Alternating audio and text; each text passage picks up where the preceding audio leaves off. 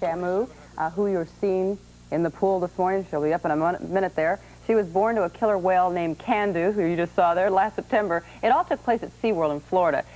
Baby Shamu, who's named after her dad, was 6 feet long and 350 pounds at birth. Today, Shamu is 8 months old. She is just under 9 feet long, and she weighs in at a healthy 850 pounds. And she joins us this morning along with David Butcher, who is Vice President at SeaWorld in Orlando. And it's nice to have you all with us. Good morning, David. Good morning, Joan. Why have successful births of killer whales in captivity been so rare? Well, we think, Joan, that one of the successful reasons of this particular raising of baby Shamu is because we taught her mother actually how to nurse. We did that by providing her with a lot of different kinds of touches so that when the baby was born, we knew, of course, that the baby would swim along her side and touch her, and we actually taught her to roll over and present herself for nursing. And apparently it's been very successful.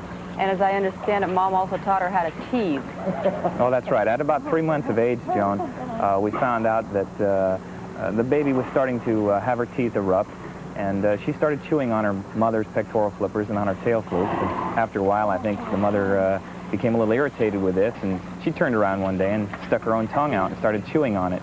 And it was about an hour or maybe two later, we noticed that baby Shamu was actually sticking her tongue out and chewing on it as well.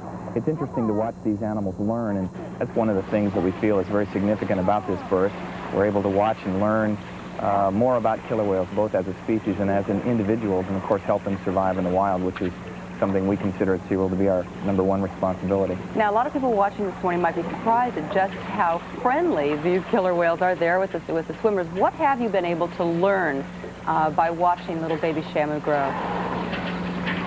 Well, as these animals learn, we recognize that it's very important for us to provide them an enormous amount of environmental diversification. That's exactly what we do at SeaWorld. All of these animals, of course, get as much food as they want to eat all day long. That's without saying. But the way in which we interact with these animals is through a variety of different interaction sessions. We have learning sessions, and we have play sessions, and exercise sessions, and socialization sessions, relationship sessions, and they're all a little different.